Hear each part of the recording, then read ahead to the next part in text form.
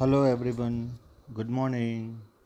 Welcome to video number 3, Standard 8, Subject Social Science, Chapter 2, What is Around Us. I was seeing that in last video, Chapter 1's video, your view is quite good. Almost around 200 students seen the video and learn new things. Part 2 is still remaining, but what the thing that I want to say you about the subscribe the channel, because if you subscribe the channel, then whatever the new video I upload, that directly notification you get in your mobile, so it is very easy for you to learn new things every day.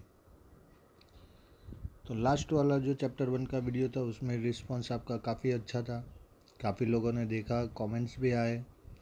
But friends, you should comment your questions कि आपको कहाँ पे problem आ रहा है, वो आपको comment में लिखना है, और जो भी आपकी क्वेरी होती है वो आपको लिखनी है. ओके, तो आज के वीडियो में हम बात करेंगे chapter 2, what is around us. तो ये चैप्टर में हम देखेंगे spheres of the earth, lithosphere, hydrosphere, atmosphere, biosphere, effect of human activities on spheres and exercise. तो ये चैप्टर फर्स्ट स्टैंडर्ड में भी आपके पास था, सेकंड में भी था, अब 7th 8th स्टैंडर्ड में भी है, 10th में भी होगा, 12th में भी होगा, कॉलेज में भी होगा. आप जितना भी पढ़ोगे, environment subject always be there, because it is necessary in today's time to aware about the environment. क्योंकि हर तरफ इतना पॉल्यूशन है, डेवलपमेंट हो रहा है पर साथ में पॉल्यूशन भी हो रहा है, और उसकी वजह से हमारी अर्थ जो है वो डेंजर में है. और to spread awareness among students, government compulsory this subject to all standard. तो हमारे आजू बाजू में बहुत सारी चीज़ें हैं जो हम रोज़ देखते हैं, यूज़ भी करते हैं, महसूस भी करते हैं और भूल भी जाते हैं. तो ऐसा ही एक सवाल आता है कि व्हाट इज़ अराउंड अस, हमारे आजू बाजू में क्या है. या तो कुछ क्वेश्चन ऐसा हो सकता है कि what is land made up of, कि ये जो लैंड है वो कैसे बनी है. तो जो लैंड है वो बेसिकली, अगर आप लोअर स्टैंडर्ड से आप ये पढ़ते आए हो तो आपको पता होगा that the earth is the member of this solar family, और जितने भी प्लैनेट्स है वो सन के आजू बाजू में चक्कर लगाते हैं, जिसको हम सोलर सिस्टम बोलते हैं या तो सोलर फैमिली भी बोलते हैं. हमारी अर्थ जो है वो भी एक मेंबर ही है इस सोलर फैमिली की, जैसे आपकी फैमिली के आप मेंबर हो वैसे. The most important is that only the earth among all the members of the solar family has got the suitable temperature, water and air to sustain living beings. इतने सारे planet है पर खाली अर्थ ही एक ऐसी लकी प्लैनेट है जिसके ऊपर ऐसा एक एटमॉस्फेयर है, या तो हम ऐसा बोल सकते हैं कि अर्थ ऐसा एक प्लैनेट है जिसके ऊपर लिविंग बींग्स हैं, ह्यूमन्स है. क्योंकि अर्थ के ऊपर एक टेम्परेचर है, एक सस्टेनेबल टेम्परेचर है, वाटर है और एयर है, जो हमारे लिए ये तीन बहुत ही इम्पोर्टेंट है. इसके बिना life is can not exist और never exist on the earth. तो ये अर्थ का बॉर्न कैसे हुआ, ये कभी सोचा है आपने कि ये अर्थ कैसे बनी होगी, या तो बाकी जितने प्लैनेट है वो कैसे बने होंगे. तो ऐसा सोचना चाहिए, क्योंकि अलग सोचने से ही सक्सेसफुल हो सकते हैं. जो भी हमारे सामने होता है वो एक्चुअली में दो तरीके से हम उसको यूटिलाइज़ कर सकते हैं. जो भी हमारे आजू बाजू में घटनाएं घटती है उसको, एक तो इस तरह से हम यूटिलाइज़ कर सकते हैं कि हम उसे देखें और भूल जाएं, जिससे हमें कुछ पता नहीं चलेगा. और दूसरा ऐसा हो सकता है कि उसको ऑब्जर्व करें. जब हम कोई वस्तु या कोई भी चीज़ या कोई भी इवेंट को ऑब्ज़र्व करते हैं तो हमें उसमें कुछ ना कुछ नया दिखाई देता है, and that is the key of success. आप लोगों में से काफ़ी लोगों को ये प्रॉब्लम होता होगा कि रीड करते हैं पर याद नहीं रहता है। ऐसा इसलिए होता है कि वो रीड करते हैं ना तो खाली टेक्स्ट बुक के वर्ड्स को देखते हैं, इसलिए वो याद नहीं होता है सेंटेंस। और कुछ लोग ऐसे होते हैं जो एक बार रीड करेंगे और उसको अच्छे से याद हो जाएगा। इसका रीज़न ये है कि वो ऑब्ज़र्व करते हैं वर्ड्स को, जो सेंटेंस होता है टेक्स्ट बुक के अंदर उसको ऑब्ज़र्व करते हैं। So observation is very important in our life. हमारे आजू बाजू में क्या है, कैसा है, क्यों है, वो हमें ऑब्ज़र्व करने से ही पता चलेगा। बाकी हमें ऐसे बैठे बैठे पता नहीं चलेगा कि हमारे आजू बाजू में क्या है, क्यों है, कैसे है।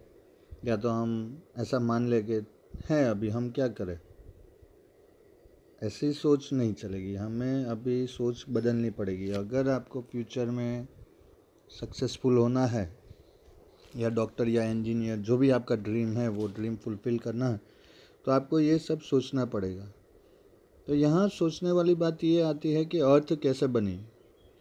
सो generally it is believed that part of sun which has been detached from the sun after the collision is earth. ऐसा बिलीव किया जाता है, ऐसा माना जाता है कि जो सन का पार्ट यानी सन, जो हमारा सन है उसका जो कोई भी हिस्सा उससे अलग हुआ, कोई भी टकराव की वजह से, कोलिजन मीन्स टकराना, और बाद में वो बन गया प्लैनेट, उसको हम अर्थ बोलते हैं। बहुत सारे प्लैनेट है पर हमारा जो प्लैनेट है हम उसको अर्थ बोलते हैं। At the time of its origin it was in the form of a fireball. तो जब अर्थ सन में से डिटैच हुई, वो टाइम पे जो अर्थ का फॉर्म था वो फॉर्म फायरबॉल जैसा था। जैसे सन अभी फायरबॉल है वैसे ही अर्थ फायरबॉल थी। This fireball started to cool down slowly. फिर मिलियंस ऑफ ईयर्स की प्रोसेस गई, मिलियंस ऑफ ईयर्स पास हुए, उसके बाद ये जो फायरबॉल था वो स्लोली स्लोली कूल डाउन होने लगा। ये मैं जितना इजीली बोल रहा हूँ और आप जितना इजीली सुन रहे हो उतना इजी प्रोसेस नहीं है। इसके लिए मिलियंस ऑफ ईयर्स गए हैं और बहुत ही स्लो प्रोसेस है। अच्छा, एक बात ये बोलनी थी कि ये कोरोना की वजह से अब ये ऑनलाइन स्टडी वाला आया है, तो उसमें कुछ ऐसा सुनने में आया है साइंटिफिकली कि ज़्यादा टाइम मोबाइल देखने से आँखों की जो देखने की स्ट्रेंथ है उसके ऊपर इफ़ेक्ट होती है, और जो आपका माइंड है उसकी जो वेन्स है उसके ऊपर इफ़ेक्ट होती है। तो कॉन्स्टेंटली मत इसको देखा करो, हो सके तो सुनो। स्लाइड है, इसमें आप एक बार देखोगे पुश करके तो भी आपको सब दिखाई देगा। और बाकी तो वॉइस आ ही रहा है। कुछ ऐसी कंप्लेंट्स भी आई थी स्टूडेंट्स की कि कुछ सब्जेक्ट में पीडीएफ वगैरह भेजते हैं, वॉइस कुछ होता नहीं है, समझ में आता नहीं है। पर हमारा जो स्टाइल है वो ऐसा नहीं है। आपको ये मेरी वॉइस आ रही है, आप सुन सकते हो, और मैं ऐसा ही एक्सप्लेन कर रहा हूँ जैसा मैं मेरे स्कूल के क्लासरूम में एक्सप्लेन करता हूँ। I feel that you are sitting in front of me and I am explaining the chapter. ये फीलिंग मेरे अंदर में लाता हूँ और फिर मैं ये वीडियो बनाना चालू करता हूँ। तो आप लोग भी ऐसा ही समझो कि सर सामने है और पढ़ा रहे हैं, तो आई थिंक कोई प्रॉब्लम नहीं आएगा। मोबाइल को थोड़ा दूर रखें, उसकी लाइट एडजस्ट करें, ज़्यादा अंधेरे में भी नहीं देखें, और थोड़ा ये ध्यान रखें और थोड़ा थोड़ा वीडियो देखें। पर हाँ, जो भी वीडियोज़ है उसको आपको once in a week repeat करना पड़ेगा, ये आपके लिए मेमोरी के लिए अच्छा रह जाएगा। तो ये एक बात थी। ओके, तो back to the topic that ये जो प्रोसेस थी कूल डाउन होने की वो स्लोली हुई। ये कूल डाउन होने के बाद many elements of the earth got transform into liquid and further into solid form. तो जैसे जैसे ये फायरबॉल कूल डाउन हुआ तो उसके जो एलिमेंट्स है वो कुछ एलिमेंट्स लिक्विड में कन्वर्ट हो गए, कुछ सॉलिड फॉर्म में आ गए। During this process the elements which got transformed into solid are known as the lithosphere. तो जो ये प्रोसेस के ड्यूरिंग ये इसका स्किन के ऊपर आप देख रहे हो स्फीयर ऑफ द अर्थ। तो जो एलिमेंट्स सॉलिड में कन्वर्ट हो गए, ट्रांसफॉर्म हो गए, वो बन गए उसके लिथोस्फीयर, यानी ये वाला। यहाँ पे हम अगर देखने जाएंगे तो ये जो पोर्शन है, ये ऊपर वाला, वो लिथोस्फीयर है। ये हमारी पूरी सोलर सिस्टम है, जिसमें खाली अर्थ एक ही प्लेनेट ऐसा है जिसके ऊपर लिविंग ऑर्गेनिज्म है। और ये जितने प्लेनेट है वो ये सन में से डिटेच हुए थे, जो मैंने अभी आपको बोला। तो जो एलिमेंट अर्थ के कूल डाउन होके सॉलिड में कन्वर्ट हो गए, वो हो गया लिथोस्फीयर या तो जियोस्फीयर, आप जो भी चाहो बोल सकते हो। The elements which got transform into liquid are known as the hydrosphere. तो जो एलिमेंट लिक्विड में ट्रांसफ़र हुए वो बन गए ये हाइड्रोस्फीयर, ये वाला जो पानी है वो यहाँ पे। तो जो सॉलिड में ट्रांसफॉर्म हुए वो लिथोस्फीयर बन गए, यानी लैंड बन गए। जो लिक्विड में कन्वर्ट हो गए, ट्रांसफॉर्म हो गए, वो हाइड्रोस्फीयर बन गए, मीन्स पानी, वाटर बन गए। This element which transform into the elements which transform into gases came to be known as the atmosphere. जो गैसेस में कन्वर्ट हो गए वो हमारा बन गया एटमॉस्फेयर, ये वाला। यहाँ पे भी आप देख सकते हो ये वाला, ये एटमॉस्फेयर बन गए। तो जो सॉलिड में कन्वर्ट हुए वो क्या बने, पता है ना आपको अभी, लिथोस्फीयर बने। जो लिक्विड में कन्वर्ट हुए उसको क्या बोलेंगे हम, तो उसको बोलेंगे हाइड्रोस्फीयर। और जो गैसेस में कन्वर्ट हुए उसको क्या बोलेंगे, उसको बोलेंगे हम atmosphere. Above all, the living world which developed due to land, water and air came to be known as the biosphere। तो ये है मेन, जो हम हैं वो यहाँ पे है, ये है बायोस्फीयर। तो ये तीन का प्लस अगर हम करेंगे तो उसका जो रिज़ल्ट आएगा वो ये है बायोस्फीयर, यानी हम।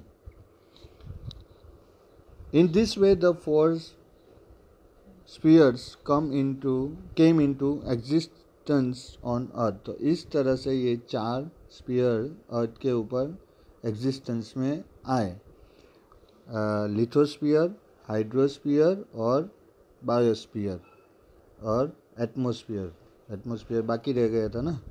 ये आपको याद रखना है, जब हम डिस्कस कर रहे होते हैं तो कौन सा क्या है वो आपको एक बार में समझना है। तो आज जो हम डिस्कस करने वाले हैं वो हम बात करने वाले हैं लिथोस्फीयर के बारे में। तो लिथोस्फीयर क्या है, तो ये देखिए, ये है हमारा लिथोस्फीयर। तो the sphere on which we live is known as the lithosphere. जो जहाँ पे हम लोग रह रहे हैं, जहाँ पे चलते हैं, भागते हैं, कार चलाते हैं, साइकिल चलाते हैं, बिल्डिंग बनाते हैं, एग्रीकल्चर करते हैं, ये सब जिसके ऊपर एक्टिविटी, इकोनॉमिक एक्टिविटी होती है वो है lithosphere. Litho means rock and sphere means layer. Litho में जो लिथो है, ये जो लिथो है उसका मीनिंग है रॉक, और ये जो बाकी का पार्ट है स्फीयर, इसका नाम, उसका मीनिंग है लेयर। तो layer of rock that is called lithosphere, ऐसा हम बोल सकते हैं। तो यहाँ पे आपको पूरा समझ में आ रहा होगा। तो ये लिथोस्फीयर की क्या स्ट्रेटजी, क्या कैरेक्टरिस्टिक है, कैसे ये बना, कितना थिक है, कितना थीन है, क्या इफ़ेक्ट होती है, ये यहाँ पे हमें जानना है।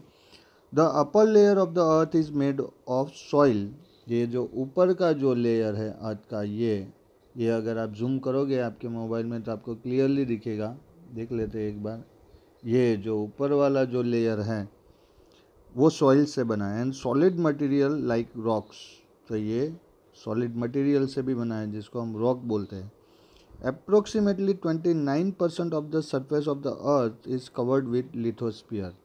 तो लिथोस्फीयर कितना परसेंटेज अर्थ को कवर करता है, तो ये हमें करता है 29% कवर करता है।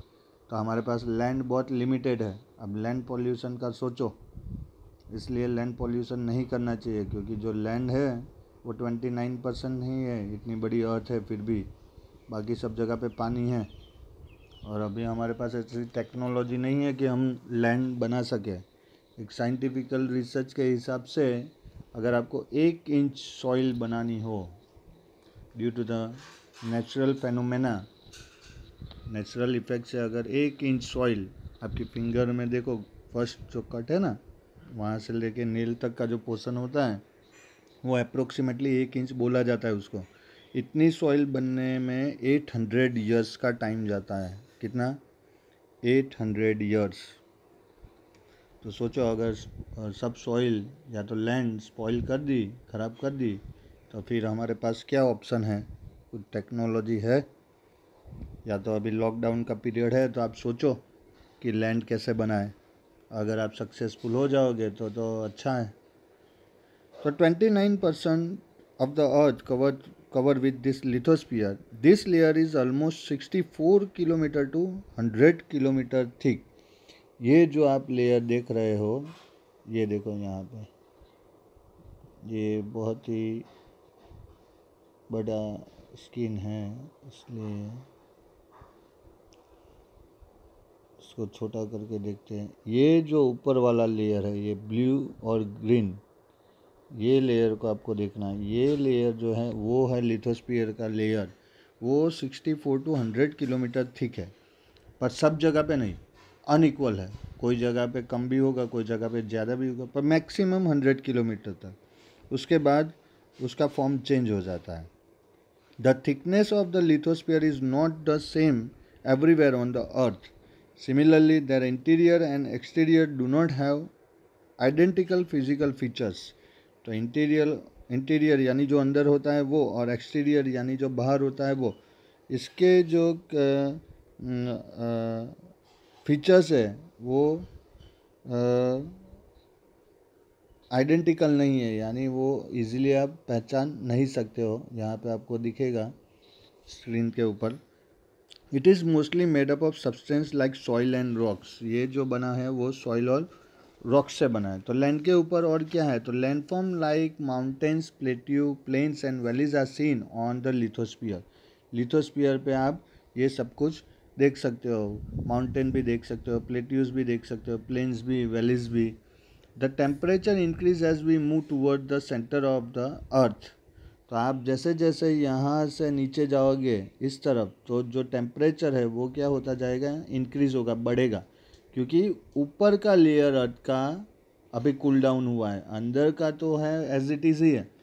सन की जो सरफेस है उसका टेम्परेचर अप्रोक्सीमेटली 5600 डिग्री सेल्सियस है। इतना हॉट कि उसके आजू बाजू कई लाख किलोमीटर तक भी हम नहीं जा सकते हैं। सेम ये टेम्परेचर यहाँ पे अर्थ की कोर में भी है, इतना गर्म है। तो यहाँ पे जितने भी मटेरियल है, मेटल्स है, मिनरल्स है, रॉक्स है, सब आपको मोल्टन फॉर्म में मिलेंगे, यानी पिघले हुए मिलेंगे। क्योंकि इतनी गर्मी में कोई भी वस्तु इतनी हीट में स्टेडी नहीं रह सकती है, दैट विल बी मेल्ट। जैसे आइस होता है, आप उसको फ्रीज़र से बाहर निकालोगे तो हीट की वजह से वो क्या बन जाता है, साइंस में आप पढ़ते ही हो। तो the molten rocks in the interior of the earth are known as magma. तो ये जो है मोल्टन रॉक्स, उसको बोलते हैं मैग्मा। जो जब वोल्केनो इरप्शन होता है तो जहाँ पे अर्थ का क्रस्ट वीक होता है वहाँ से ऐसे ब्लास्ट होके बाहर आ जाते हैं, जिसको हम बोलते हैं वोल्केनिक इरप्शन। आज तक अर्थ के ऊपर मैक्सिमम जो हॉल हुआ है, यानी डेप्थ मापने के लिए, अर्थ के डेप्थ मेज़र करने के लिए, वो 12 किलोमीटर तक का हुआ है। हमारे पास इतनी टेक्नोलॉजी है, फिर भी हम यहाँ से खाली 12 किलोमीटर तक नीचे जा सके हैं। वो रशिया में है, जिसको बोलते हैं हॉल ऑफ हेल, नर्क का द्वार ऐसा भी बोलते हैं उसको। और इतनी मशीनरी होने के बाद, इतना ही, उसके बाद अर्थ की सरफेस के नीचे इतनी जो टेम्परेचर है वो बढ़ जाता है कि कोई भी इक्विपमेंट्स, कोई भी मेटल वहाँ पे सॉलिड फॉर्म में नहीं रह सकते। इसलिए इससे नीचे हम नहीं जा सके। आप यूट्यूब पे जाके लिखोगे, आपको ये इसके बारे में भी पता चलेगा। There are many gases present in the interior of the earth which rise up with pressure and heat. बहुत सारी गैसेस भी होती है जो यहाँ से ऊपर की डायरेक्शन में आती है। Thus, balance between the two is maintained, but the pressure of rocks of the surface of the earth is equally strong. तो यहाँ से जो उसके ऊपर प्रेशर आता है वो भी इक्वली स्ट्रॉन्ग है. Thus, balance between the two is maintained. तो उसके बीच का बैलेंस मेंटेन रहता है. ना ही गैस बाहर आ सकती है, ना ही ये जो सरफेस है वो नीचे जा सकती है. So the crust of the earth does not break. When the balance between the two is not maintained, the crust breaks and a volcano erupts. तो जब ये बैलेंस बिगड़ता है तब जाके ये वॉल्केनो इरप्शन होता है. तो without lithosphere how can we get water to drink, agriculture for food, mineral for industrial and forest. तो यहाँ पे आपको ये सोचना है कि लैंड के बिना ये कैसे सब पॉसिबल होता. और हो सके तो आपको एक पिक्चर भी ड्रॉ करना है जिसके ऊपर आपको ये बताना है lithosphere based on our conversation. ऐसा आइडिया लेके आपको एक पिक्चर जब भी टाइम मिले तब ड्रॉ करना है. तो ये है हमारा लिथोस्फीयर. अब हमें बात करनी है हाइड्रोस्फीयर के बारे में. तो ये है हाइड्रोस्फीयर यानी वाटर. तो the hydrosphere is the liquid component of the अर्थ. जो लिक्विड फॉर्म में है अर्थ के ऊपर वो है hydrosphere. It includes the oceans, seas, lakes, ponds, rivers and streams. तो इसके अंदर ये सब आ जाता है. अंडरग्राउंड वाटर भी आता है. On the surface of the earth the area of water is more than that of land. Land जो थी वो 29% ही थी, पर वाटर जो है वो 71% है. Hydrosphere covers 71% of earth surface. 71% जो अर्थ सरफेस है वो हाइड्रोस्फीयर से कवर है. इसलिए स्पेस से हमारी जो अर्थ है वो हमें कैसे दिखती है, ब्लू दिखती है. आपको आपने देखा है, फोटो देखा है. तो ये ब्लू क्यों दिख रही है, क्योंकि ये वाटर से कवर है. इसके लिए 71% earth covers with water. A water body in hydrosphere that carries a huge amount of water is known as the oceans. तो सबसे ज़्यादा पानी जहाँ पे कैरी होता है उसको हम ओशन बोलते हैं. ये डेफिनेशन आएगी, आपको याद रखनी है. This oceans are the Pacific Ocean, the Atlantic Ocean, the Indian Ocean, the Arctic Ocean. तो ये सब ओशंस के नाम है जो आप 5th स्टैंडर्ड में पढ़ के आए हो. All this oceans are connected with each other. ये जितने भी ओशंस है वो एक दूसरे से कनेक्टेड है. The water bodies close to the land are known as seas, bays, straits, gulf, etc. तो ओशन से जो नज़दीक होते हैं और छोटी छोटी बॉडी जो लैंड एरिया के पास में होती है उसको अलग अलग नाम से बोले जाता है. सीज बोलते हैं, कहीं पे बेस बोलते हैं, जैसे Arabian sea, bay of Bengal, straits, gulf of Mannar, और ये सब बोलते हैं गल्फ ऑफ खंबात. तो ये जो वाटर बॉडीज़ है, छोटी छोटी वाटर बॉडीज़ जो लैंड एरिया को टच करते हैं उसको ये अलग अलग नाम से जाना जाता है. The ocean on the earth are huge and deep. ये ओशन जो है बहुत बड़े और बहुत डीप है. Valleys with depth of 10 to 11 kilometre are located at their bottom. तो इसकी जो डेप्थ होती है वो 10 to 11 किलोमीटर नीचे होती है और उसको ओशन वैलीज भी बोलते हैं. The ocean bed has similar features like that of the surface of the earth.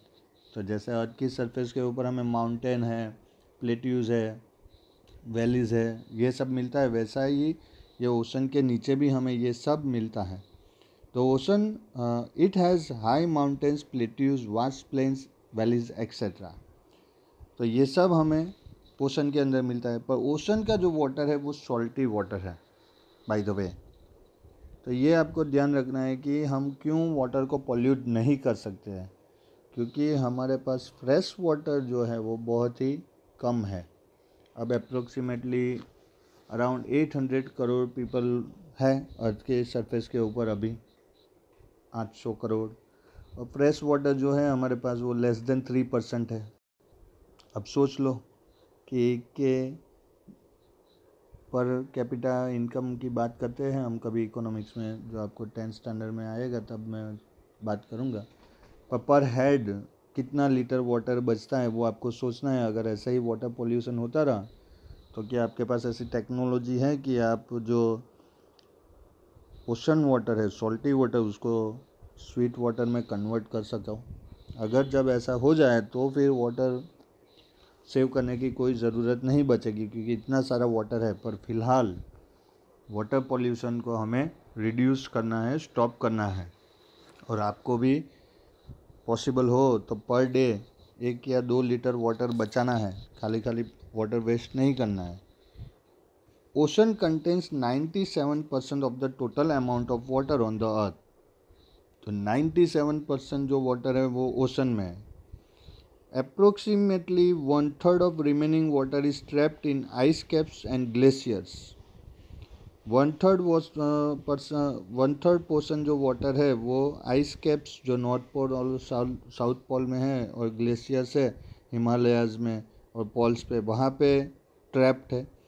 Some water is accumulated in the lakes and some flows in the rivers and some is stored in the interior of earth as ground water. तो कुछ underground है, कुछ reverse में है, कुछ lake में है। The amount of portable means fit for drinking, जो ड्रिंकिंग के लिए इजी है, वाटर इज़ लेस, ऐसा जो पानी है वो पानी कम है। Fresh water is precious, fresh water बहुत ही प्रेशियस है। This fresh water is required by living beings for their existence. अगर पानी नहीं होगा तो फिर क्या होगा, कितना दिन जिंदा रह सकते हो। फर्स्ट जो लिविंग ऑर्गेनिज्म था वो पानी के अंदर ही बॉर्न हुआ था, उसके बाद अर्थ के ऊपर ये लाइफ साइकिल चालू हुई। तो water is one of the precious elements of the nature which given us as a gift, so we should care about that. The moisture for rain, which is the main source of fresh water, comes from the oceans only. तो fresh water का main source है rain, और rain आने के लिए moisture चाहिए। वो moisture जो है वो ओशंस से हमें मिलता है। यहाँ पे ये वाटर साइकिल का एक स्लाइड है, आप देखो कि ओशन का वाटर इवापोरेट होकर ऊपर जाएगा, वहाँ क्लाउड बन के रेन होगा, रेन से वापस वो पानी ओशन में जाएगा, वापस ऊपर जाएगा, वापस क्लाउड बनेगा, रेन पर, इसको बोलते हैं water cycle. So rain is the main source of water, और उसके लिए जो मॉइस्चर चाहिए वो हमें मिलता है ओशन से। Valuable chemicals, minerals, salt, fishes etcetera are found in the seas. तो ये ओशन सीज हमें क्या देते हैं, तो मॉइस्चर तो देते हैं रेन के लिए, उसके अलावा मिनरल्स बहुत सारे देते हैं, सॉल्ट देते हैं, फिशेस देते हैं, बहुत सारे केमिकल्स वैल्यूएबल देते हैं। As we have living organisms on the land, in the same way the seas and oceans have aquatic life inside them. तो जैसे लिविंग ऑर्गेनिज्म अर्थ के ऊपर है, लिथोस्फीयर के ऊपर, वैसे ही लिविंग ऑर्गेनिज्म ओशन में भी है, पानी में भी है, और जिसको बोलते हैं aquatic life. The tremendous force of waves, tides and currents of oceans are potential source of generating electricity। तो ये non conventional source of energy में आता है, जिसको आप कितना भी यूज़ करो वो ख़त्म नहीं होगा और उससे पॉल्यूशन नहीं होगा। तो ये हाई टाइड, लो टाइड से हम इलेक्ट्रिसिटी जनरेट कर सकते हैं, जिसको हाइड्रो इलेक्ट्रिसिटी भी बोलते हैं। Besides this oceans are also useful as waterways.